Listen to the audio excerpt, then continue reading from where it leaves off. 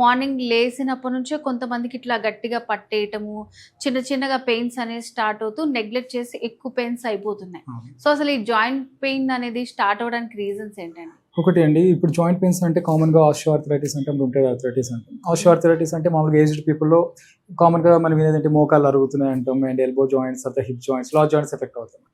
అలానే rheumatoid arthritis చూద్దాం. ఇది ఆటోఇమ్యూన్ డిసీజెస్. ఇవి ఏమవుతాయి, స్మాల్ జాయింట్స్ ఎఫెక్ట్ అయ్యి తర్వాత లార్జ్ జాయింట్స్ అనేది ఎఫెక్ట్ అవుతాయి. అలానే ఇప్పుడు నేను రీసెంట్గా ఇంతకుముందు మనం డిస్కస్ చేసిన టాపిక్స్ వీటి గురించి ఎక్స్ప్లెయిన్ చేశాను. ఇప్పుడు అలాంటిదే ఇంకొక ప్రాబ్లం ఏంటంటే గౌట్.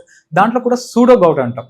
ఈ గౌట్ కి సూడో గౌట్ కి తేడా ఏంటంటే, ఈ సూడో గౌట్ లో ఏంటి, ఈ బ్లడ్ లో యూరిక్ యాసిడ్ లెవెల్స్ పెరిగి ఈ క్రిస్టల్స్ అనేది జాయింట్స్ లో డిపాజిట్ అవుతాయి అన్నమాట. ఇది ఫస్ట్ మనకి ఏంటి, ఈ బొటన్ వేల్ దగ్గర ఫస్ట్ మెటాటార్సోఫారింజియల్ జాయింట్ అంటాం. అలానే హిప్స్, నీస్, ఎల్బోస్ ఈ జాయింట్స్ దగ్గర డిపాజిట్ అయ్యి పెయిన్స్ అనేది రావడం కామన్ గా చూస్తాం అన్నమాట, యూరిక్ యాసిడ్ లెవెల్స్ పెరిగినప్పుడు.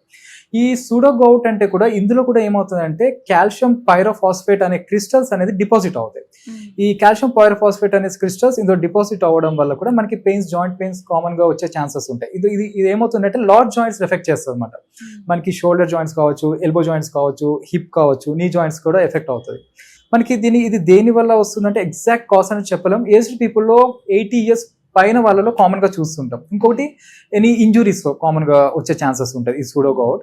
అలానే దాంతో పాటు సమ్ హార్మోన్ డిస్టర్బెన్సెస్, థైరాయిడ్ లో హైపర్ థైరాయిడిజం కావచ్చు, హైపోథైరాయిడిజం కావచ్చు.